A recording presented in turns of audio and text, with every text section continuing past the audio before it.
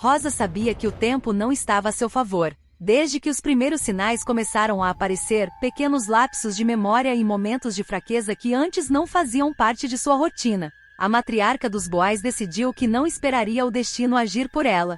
Forte, determinada e sempre acostumada a conduzir a própria vida, ela resolveu enfrentar de uma vez por todas o teste que provaria, sem sombra de dúvidas, que ainda estava em plena consciência. A intenção era clara, mas de enorme impacto: garantir que Jacques não tivesse nenhuma brecha para contestar suas decisões quando chegasse a hora de sua partida. Para Rosa, deixar espaço para que o vilão manipulasse as situações seria imperdoável.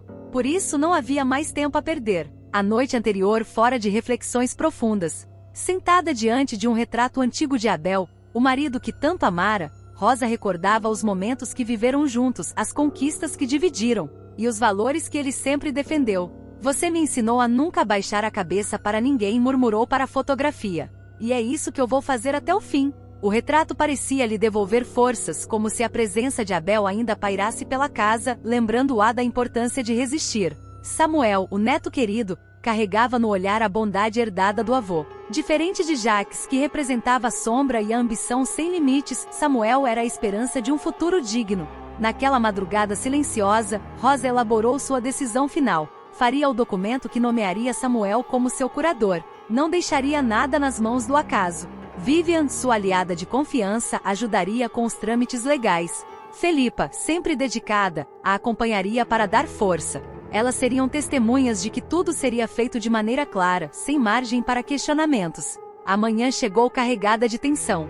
Rosa acordou antes do sol nascer, vestiu-se com esmero e escolheu um vestido azul marinho que transmitia sobriedade e elegância. Não queria parecer frágil, mas sim a figura forte que sempre fora. Vivian chegou cedo à mansão, trazendo consigo documentos e anotações. Felipa, por sua vez, estava ansiosa, com medo de que o teste não saísse como esperavam. Apesar disso, ao ver a avó tão firme, reuniu coragem para seguir ao lado dela. O trajeto até o consultório foi silencioso, cada uma das três imersa em seus pensamentos. Rosa encarava a janela do carro, observando a cidade passar como se fosse a última vez que veria cada detalhe. Vivian revisava mentalmente cada passo jurídico necessário. Felipa, com os olhos marejados, apenas torcia para que tudo desse certo. Ao chegarem, foram recebidas pela secretária da doutora Letícia. O ambiente acolhedor parecia, naquele dia, um tribunal onde cada palavra teria peso de sentença. Quando Letícia entrou na sala, cordial como sempre, Rosa não perdeu tempo. Foi direta, como uma flecha lançada sem hesitação.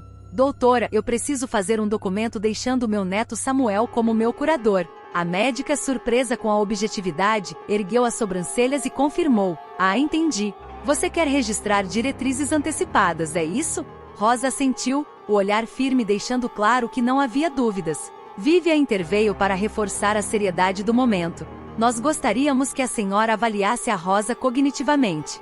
Queremos atestar que no dia de hoje ela está apta a assinar esses documentos." Letícia respirou fundo antes de responder. "Posso realizar todos os testes cognitivos necessários. Mas preciso ser franca. Se você não for bem, Rosa, não poderei mentir. Quer mesmo prosseguir?" O silêncio que se seguiu parecia cortar o ar.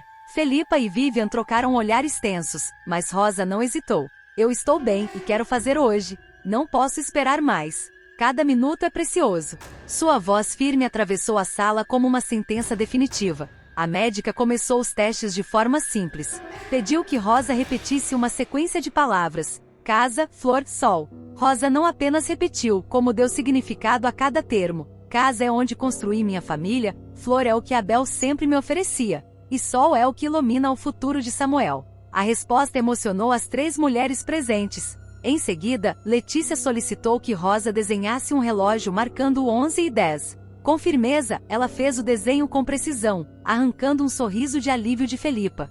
"Está vendo?" disse Rosa, orgulhosa. "Ainda sei o que faço." O exame prosseguiu. Rosa respondeu perguntas sobre datas, acontecimentos históricos e até pequenas operações matemáticas. Teve um ou outro lapso, mas no geral demonstrou lucidez impressionante para sua idade.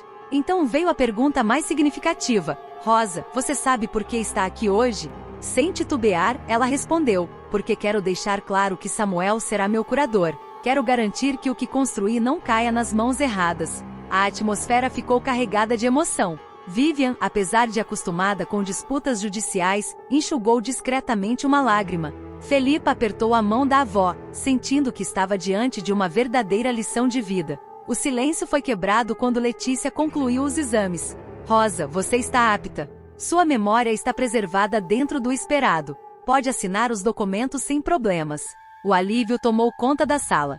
Rosa sorriu não com vaidade, mas com gratidão. Pegou a caneta e com firmeza assinou cada página. Está feito, declarou, a voz embargada mas segura. Agora Samuel terá o que merece. Vivian garantiu que tudo fosse registrado corretamente sem margem para falhas. Felipa abraçou a avó com força, emocionada. A senhora é incrível, vó. Mesmo diante de tudo, continua nos ensinando a lutar. Rosa acariciou o rosto da neta e respondeu. A vida não é sobre quanto tempo temos, mas sobre o que fazemos com ele. Apesar da vitória, o nome de Jacques pairava como uma sombra. Rosa sabia que ele não desistiria facilmente. O documento era uma barreira, mas a guerra não terminava ali. O vilão usaria de todos os artifícios para tentar contestar, manipular e conquistar o que não lhe pertencia. Mas agora havia uma muralha erguida. Rosa sentia paz ao saber que dera o passo mais importante. Jacques não vai vencer, murmurou para si mesma. De volta à mansão, Rosa se acomodou em sua poltrona favorita. Estava cansada, mas tranquila. Samuel ainda não sabia da decisão, mas em breve seria informado. Rosa queria contar pessoalmente, olhando nos olhos do neto e mostrando que confiava nele acima de qualquer um. Para Felipa, aquele dia seria lembrado como um aprendizado eterno. Entenderá que coragem não é ausência de medo, mas a capacidade de agir apesar dele. Vivian, por sua vez, sentia-se honrada em ter testemunhado um dos momentos mais importantes da história da família. Como advogada, garantiu a segurança legal. Como amiga, fortaleceu ainda mais seu laço com Rosa. A assinatura daquele documento não era apenas um ato burocrático. Era resistência, era amor, era sabedoria. Rosa, consciente da proximidade da morte, mostrava que ainda tinha poder sobre o próprio destino. Ao oficializar Samuel como curador, ela protegia o futuro da família Boais contra a ambição sombria de Jacques. O gesto era a última e mais poderosa lição de sua vida. Nunca é cedo demais para proteger aquilo que se ama. Dona de mim, a queda de Jacques e a ascensão de Samuel. O sol já estava se pondo quando a mansão dos Boais foi tomada por um silêncio estranho, quase sufocante. No ar, pairava a expectativa de uma mudança que ninguém imaginava ser possível alguns meses antes. A família estava reunida, os acionistas estavam inquietos e nos corredores da Boais, os funcionários cochichavam, atentos a cada rumor que se espalhava pelos escritórios. Samuel caminhava firme, mas com o coração acelerado. Não era apenas uma reunião de negócios, era o momento em que ele enfrentaria de vez o tio que tanto lhe causou dor e humilhação. Jacques, o homem que sempre acreditou ser intocável, finalmente veria seu império ruir diante dos olhos de todos.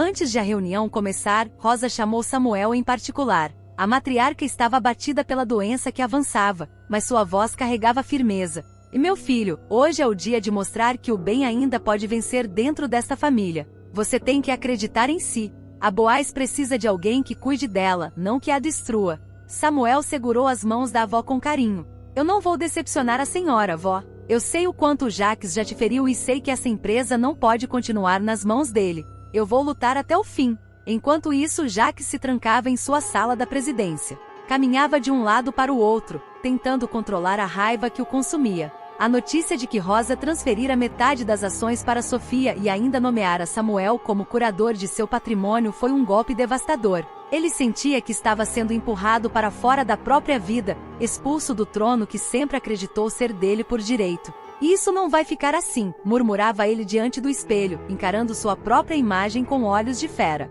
Se minha mãe pensa que vai me calar, está enganada. Eu vou lutar, nem que seja contra todos. Mas no fundo, Jacques sabia que sua posição estava cada vez mais insustentável. A família já não o apoiava como antes, e sua postura autoritária vinha afastando aliados dentro da empresa. Até mesmo Ricardo, que se mantinha como único escudo, parecia cansado de tentar conter os estragos causados pelo irmão. A reunião decisiva. Na manhã seguinte, o salão de reuniões da Boais foi preparado com todo o rigor. As luzes claras refletiam no mármore da mesa comprida, e os retratos dos fundadores da empresa, pendurados nas paredes, pareciam observar silenciosamente o desenrolar de mais uma batalha pelo poder. Os acionistas chegaram primeiro, ansiosos. Rosa foi trazida em cadeira de rodas, mas não abriu mão de estar presente. Ao seu lado estava Léo, representando os interesses de Sofia, a herdeira mais nova. Ayla e Davi chegaram pouco depois, demonstrando apoio aberto a Samuel. Jacques entrou por último, com passos firmes e um olhar desafiador. Apesar do clima hostil, ele vestia sua melhor gravata e manteve a postura de um presidente seguro de si. Mas Samuel percebeu o tremor quase imperceptível em suas mãos quando ele repousou a pasta sobre a mesa. A reunião começou com Rosa tomando a palavra. Hoje, mais do que uma decisão de negócios, nós estamos definindo o futuro dessa família. A Boaz não pode continuar sendo usada para satisfazer ambições pessoais. É hora de escolher quem vai liderar com responsabilidade. As palavras da matriarca ressoaram como um aviso. Jacques não se conteve. Com todo respeito, minha mãe, eu dediquei minha vida a esta empresa. Se hoje a Boaz é forte, é graças a mim. Samuel não tem experiência, não sabe lidar com o peso da presidência. Entregar a ele o comando é brincar com o legado do meu pai. Samuel ergueu o rosto, sem abaixar a cabeça. A tio, o senhor pode ter experiência, mas o que fez com essa empresa nos últimos anos foi destruir valores, afastar pessoas, transformar cada decisão em um campo de guerra. A Boaz não precisa de um ditador. Ela precisa de alguém que cuide das pessoas que trabalham aqui e da família que ela representa. O clima ficou pesado. Alguns acionistas trocaram olhares discretos, cientes de que aquele confronto já era inevitável há muito tempo. Então chegou o momento da votação. Ricardo, como esperado, manteve-se fiel a Jacques. Mas Rosa, Davi e Ayla se posicionaram a favor de Samuel. O voto decisivo veio de Léo, representando Sofia. A jovem hesitou por alguns segundos, consciente da pressão que carregava, até erguer a mão. Meu voto é para Samuel. Um silêncio cortante tomou a sala. Jacques arregalou os olhos, incapaz de acreditar no que ouvia. Sua derrota estava selada. E isso é um absurdo. Vocês estão destruindo a Boaz. Gritou ele, levantando-se da cadeira. Esse moleque nunca vai ser capaz de conduzir essa empresa. Vocês estão cometendo o maior erro da vida de vocês. Mas já era tarde. O anúncio foi feito oficialmente. Samuel era o novo presidente da Boaz. A queda do vilão. Logo após a reunião, Samuel não perdeu tempo. Sabia que se deixasse Jacques circulando pela empresa, ele poderia criar obstáculos ou tentar manipular funcionários. Tomando a primeira decisão como presidente, o rapaz encarou o tio diretamente. Jacques, a partir de hoje, você está demitido da Boaz. Sua sala já não te pertence mais. Pode recolher seus pertences e deixar o prédio. Jacques riu de maneira amarga. Você acha que venceu, Samuel? Você acha que esse cargo vai te dar poder sobre mim? Eu ainda sou um Boaz, e vou lutar até o fim. O senhor pode ser um Boaz, mas já não tem o direito de destruir o que meu avô construiu. A partir de agora, essa empresa vai ter outro rumo. O silêncio que se seguiu foi pesado.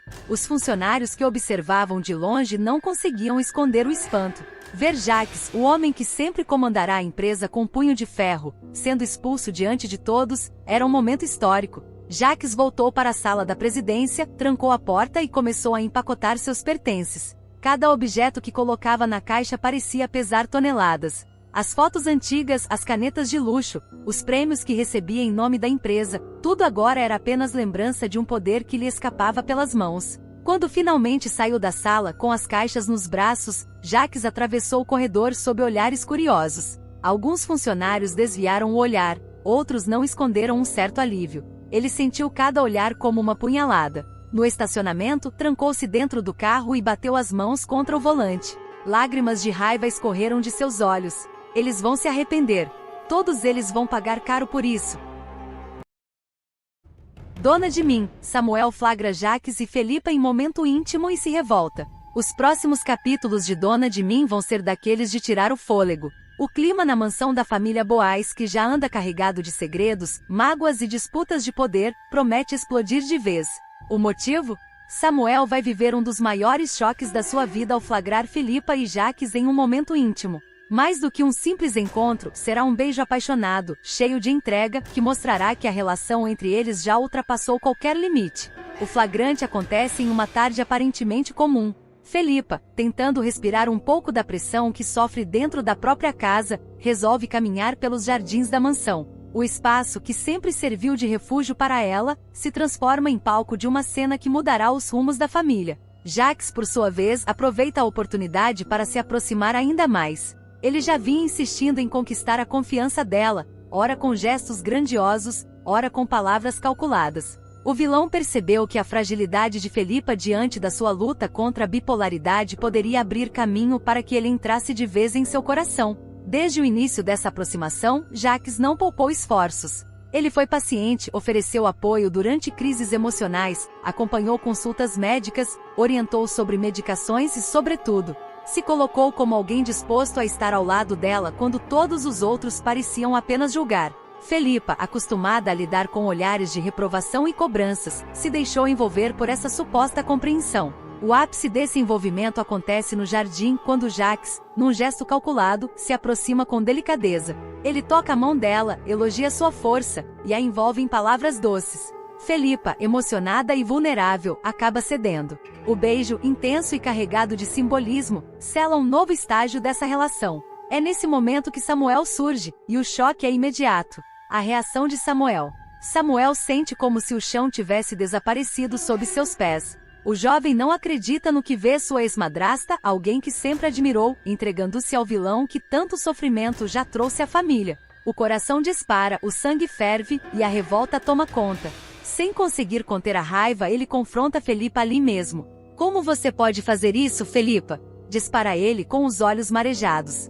Você sabe muito bem quem é o Jacques. Quantas vezes ele destruiu essa família, quantas lágrimas ele já causou. E agora você está aqui, beijando ele como se nada tivesse acontecido. Felipa, surpresa com a reação, tenta justificar-se. Ela respira fundo, segura o rosto do rapaz e responde.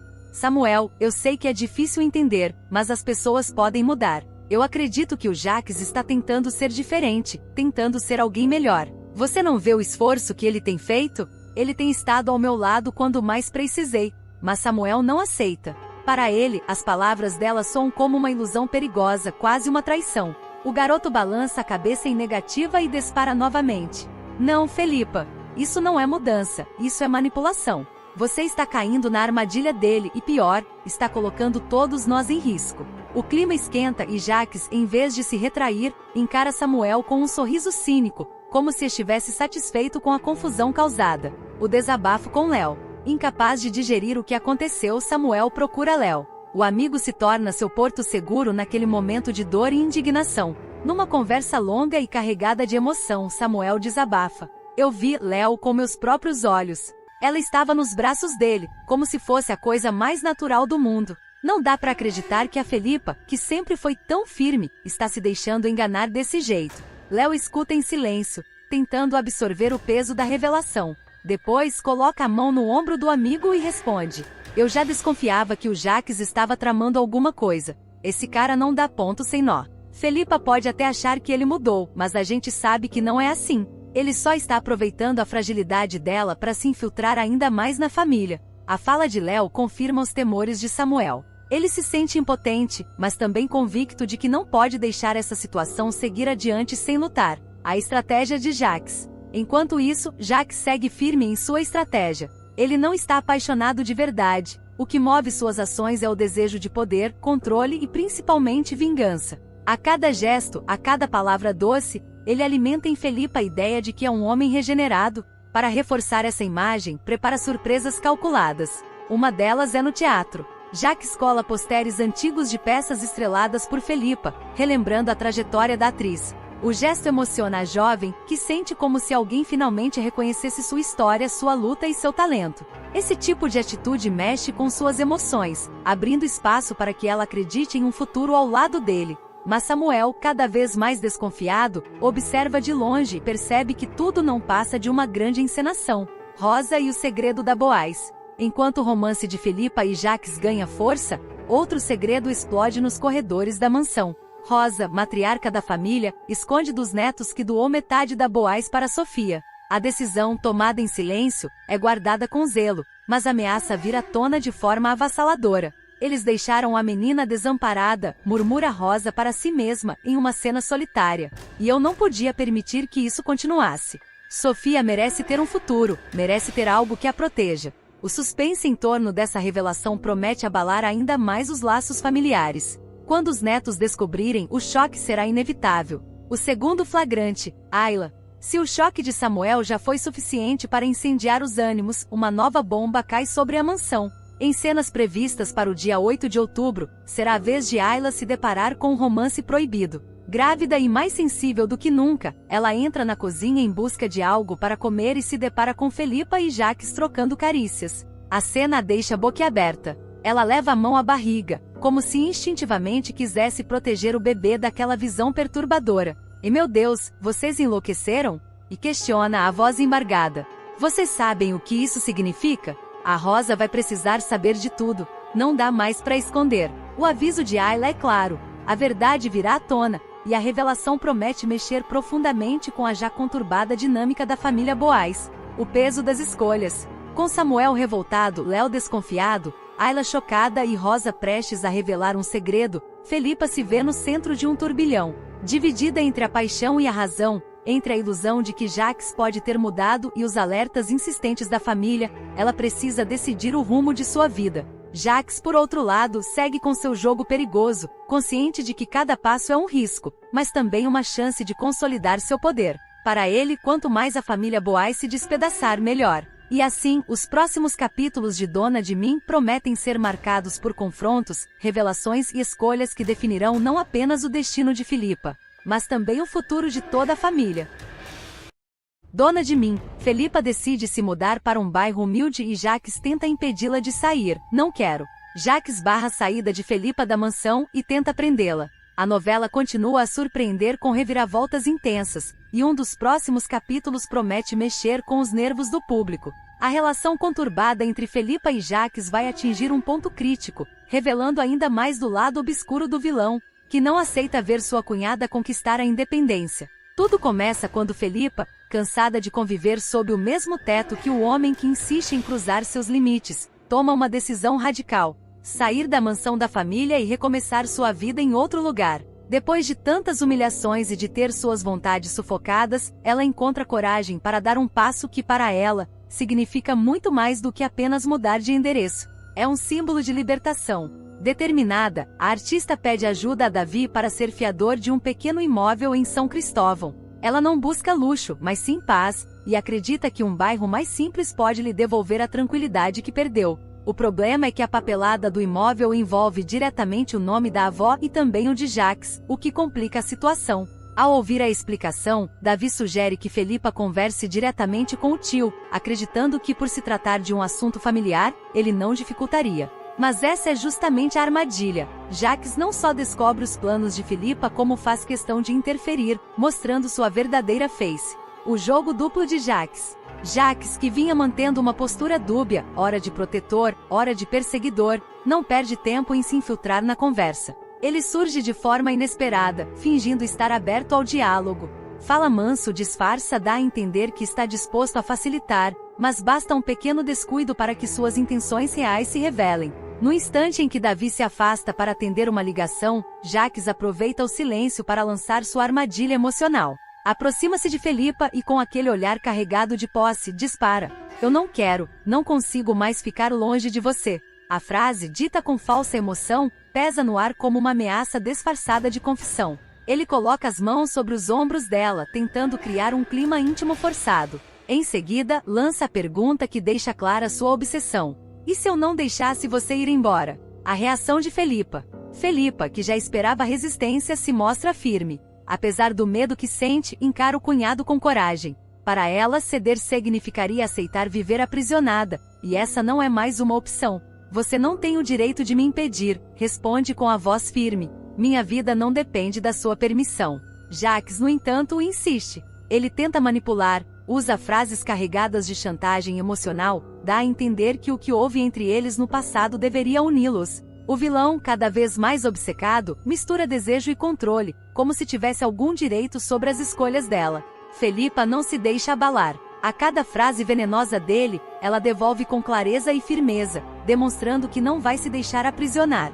Essa postura, no entanto, só aumenta a fúria de Jacques, que não suporta perder o controle da situação. O clima na mansão. O clima dentro da mansão fica cada vez mais pesado. De um lado, a determinação de Felipa em buscar sua liberdade, do outro, a obsessão de Jacques em mantê-la sob sua influência. Nos corredores, os empregados percebem o clima tenso, mas ninguém ousa interferir. A família, dividida entre laços de sangue e segredos mal resolvidos, começa a sentir o impacto das atitudes do vilão. Enquanto isso, Davi, sem saber do que acontece no cômodo ao lado, continua ao telefone. Ao retornar, percebe o ar carregado e a expressão assustada de Felipa. Ele tenta intervir, mas Jacques rapidamente muda de postura, voltando a vestir a máscara de homem compreensivo. Só estávamos conversando sobre a mudança, diz com um sorriso falso. Não é fácil lidar com despedidas, você sabe. Felipa se cala, mas dentro de si já tomou uma decisão irrevogável. Nada nem ninguém a fará desistir do sonho de conquistar sua independência. O peso da decisão. A mudança de Felipa não é apenas uma questão de endereço. Para ela, significa cortar as amarras de uma convivência que já se tornou insuportável.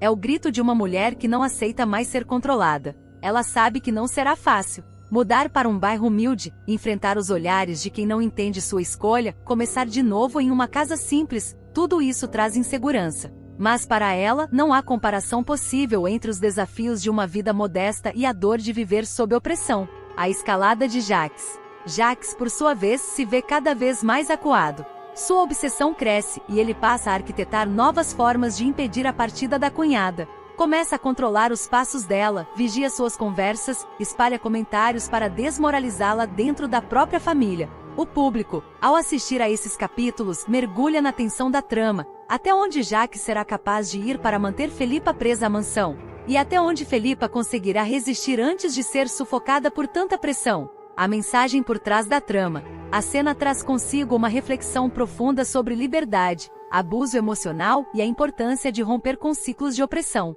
Felipa representa a luta de tantas mulheres que, diante da manipulação e da violência psicológica, encontram coragem para buscar sua autonomia. Sua decisão de se mudar para um bairro simples simboliza algo muito maior, o desejo de ser dona do próprio destino, ainda que isso signifique abrir mão de conforto e status social. Já Jacques, com sua insistência em controlar e manipular, é o retrato de um perfil real e perigoso, o homem que não aceita perder o domínio sobre a vida de uma mulher, e que confunde obsessão com amor. O que vem pela frente? Nos próximos capítulos, a relação entre os dois deve se intensificar ainda mais. Felipa, determinada, buscará aliados para garantir sua mudança, enquanto Jacques fará de tudo para dificultar o processo. A tensão promete crescer, envolvendo outros personagens e trazendo consequências inesperadas para toda a família. Com diálogos fortes e atuações marcantes, a trama segue firme em seu propósito de mostrar histórias intensas e humanas, que dialogam com a realidade de muitos espectadores.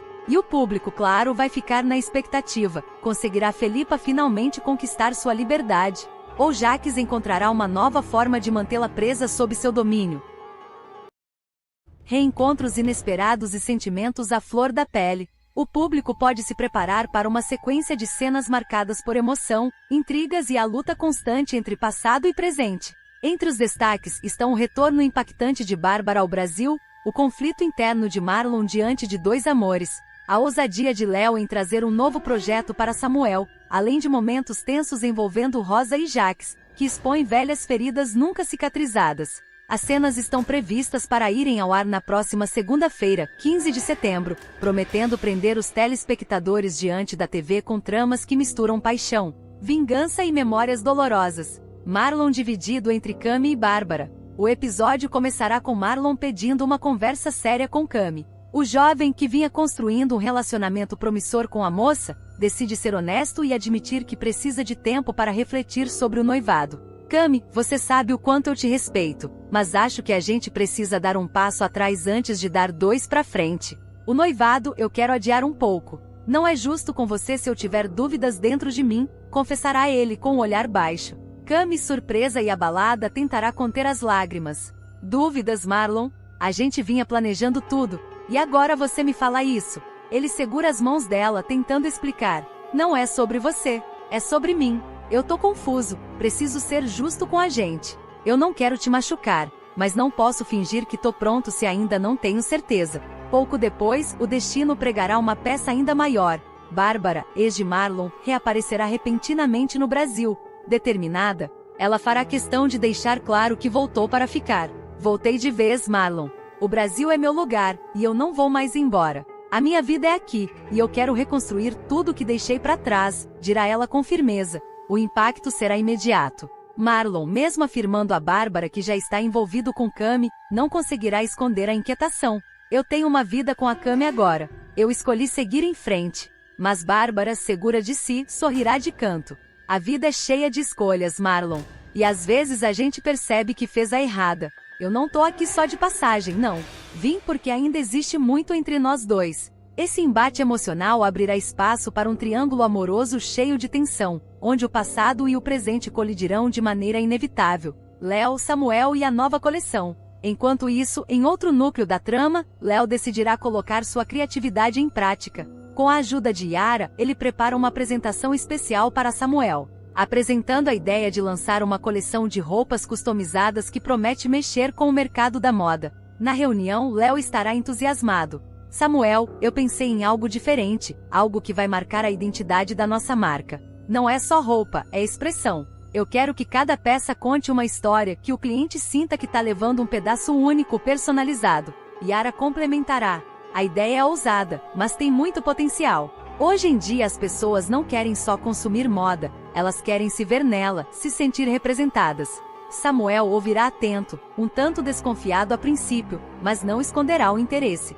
Vocês dois têm uma visão moderna. Customização é tendência, mas precisa de estrutura. Eu quero ver isso no papel, quero protótipos. Se conseguirem me convencer de que dá para transformar isso em algo grande, eu topo investir. Esse novo arco trará leveza e criatividade para a novela, equilibrando os dramas familiares com os sonhos de jovens artistas e empreendedores. Peter e Nina, uma parceria inesperada. Enquanto o mundo gira em torno das paixões e dos negócios, Peter se aproximará de Nina, sugerindo que ambos se apoiem em seus projetos pessoais. Nina, a gente pode se ajudar. Eu tenho experiência em coisas que você ainda está começando, e você tem uma visão que eu já perdi com o tempo. Se a gente unir forças, os dois ganham, proporá ele. Nina, que vinha enfrentando dificuldades e incertezas, encontrará em Peter uma espécie de porto seguro. Eu não sei se consigo confiar em mais alguém nesse momento, mas você fala com tanta sinceridade que eu quero acreditar. Essa nova aliança despertará curiosidade nos telespectadores, que tentarão adivinhar se a relação seguirá apenas no campo profissional ou se evoluirá para algo mais íntimo. Bárbara e Ryan, uma aproximação inesperada. Determinada a retomar sua vida no Brasil, Bárbara também se permitirá novas experiências. Em uma atitude ousada, convidará Ryan para sair. Você me parece alguém divertido, Ryan. Que tal a gente se encontrar, sair um pouco, dançar? Ryan, surpreso, aceitará de imediato, sem imaginar a confusão que esse encontro poderá causar. A cena seguinte mostrará os dois em um forró animado, rindo e dançando juntos, sem notar que Marlon e Cami chegariam ao mesmo local. O clima ficará tenso quando Marlon der de cara com Bárbara nos braços de Ryan. A câmera focará no olhar de choque de Marlon, dividido entre a raiva, o ciúme e a confusão emocional que já vinha carregando desde o reencontro com a ex-Cami por sua vez. Perceberá tudo e ficará visivelmente desconfortável. Felipa, Isabela e o peso das ausências. No meio de tantos dramas, Felipa mostrará preocupação com a falta de notícias de Nina, temendo que algo ruim possa ter acontecido. Essa menina some e não dá um sinal de vida, eu fico com o coração apertado. Para piorar, Felipa receberá uma mensagem inesperada de Isabela pedindo dinheiro. A situação a deixará aflita, dividida entre ajudar e desconfiar das intenções da jovem. O porquê será que ela tá pedindo isso agora? O que será que aconteceu de verdade? Refletirá. Esse dilema colocará Felipa em mais um ponto de tensão na trama, já que sua boa vontade pode acabar se transformando em armadilha. Rosa, Jaques e as memórias de Abel. Um dos momentos mais emocionantes virá com Rosa, que em meio a lembranças do passado, entoará a música que costumava cantar para fazer Abel dormir quando ainda era bebê. A cena será carregada de emoção, mas despertará a fúria de Jaques. Nunca vou ser suficiente, gritará ele, tomado pelo ressentimento. Essa lembrança abrirá espaço para mergulhar no histórico de rivalidade entre os irmãos. Desde o início da novela, Jaques nunca escondeu a inveja que sente de Abel. Capaz de atrocidades, o vilão já chegou a sabotar o carro do próprio irmão para provocar sua morte e assumir o controle da Boaz. Agora, com Rosa relembrando momentos ternos com Abel, Jaques se verá novamente no lugar que mais odeia, o de sombra. Tudo começará quando Rosa e Felipa entrarem no quarto de Jaques. A idosa repreenderá o filho e Davi por estarem tocando guitarra em volume alto. Vocês não têm consideração nenhuma. Parece que esse quarto é um boteco. Felipa tentará aliviar a situação, sugerindo que Jacques toque uma música que agrade a mãe. Escolhe uma música, mamãe. O Jacques toca pra você. Quem sabe assim a gente acalma os ânimos. Rosa, no entanto, reclamará que ninguém ali conhece suas verdadeiras preferências musicais. Davi insistirá. Fala uma, Dona Rosa. A gente tenta, ué. Com ar nostálgico, Rosa dirá. Vingança, do Lupicínio Rodrigues. A Linda Batista cantava isso nos anos 50. Era sucesso no rádio. Eu ninava o Abel com essa música. A melodia começará a soar no quarto, trazendo lembranças carregadas de emoção. Felipa, sensibilizada, comentará. Deu até saudade do Abel agora.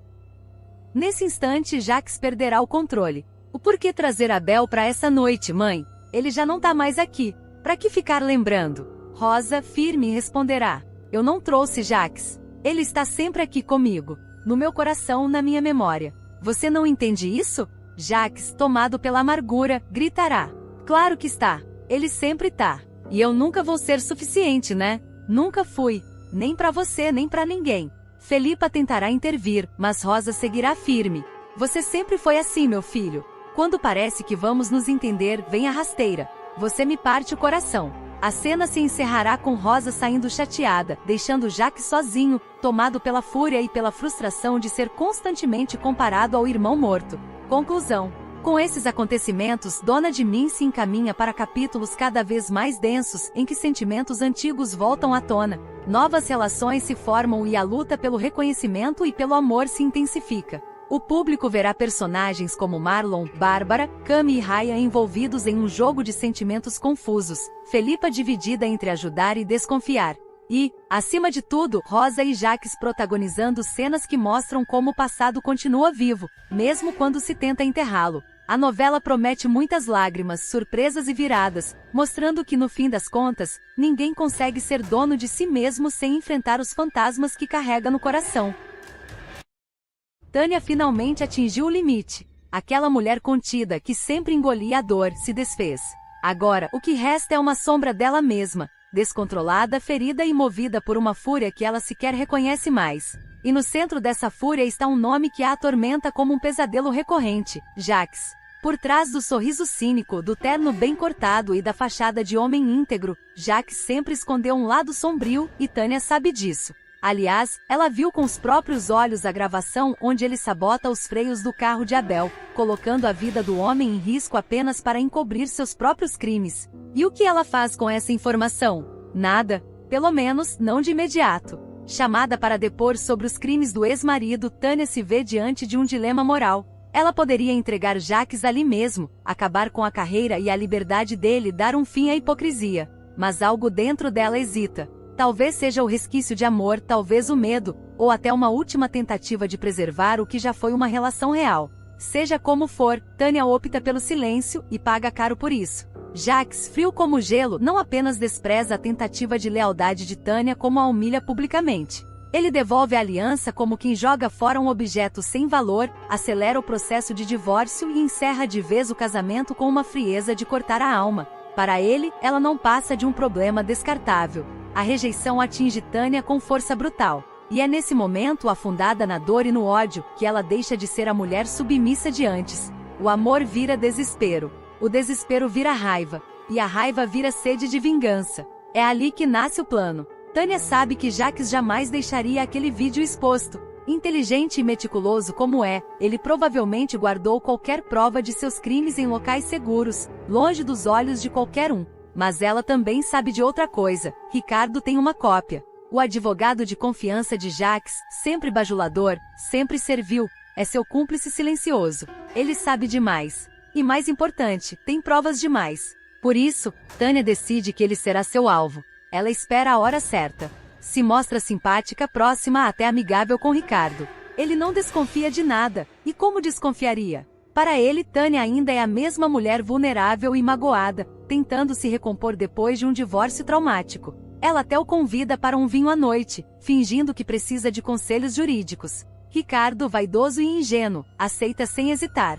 Cativeiro. O advogado acorda no meio da madrugada com uma dor estranha no pulso. Quando tenta se mover, percebe o impensável. Está acorrentado à cama. Os braços esticados, os tornozelos presos, completamente imobilizado. O quarto está escuro, mas há uma luz baixa vindo do canto, e nela, a silhueta de Tânia aparece. Ela está diferente. O olhar é vidrado, o rosto rígido. Aquela não é a Tânia que ele conhecia.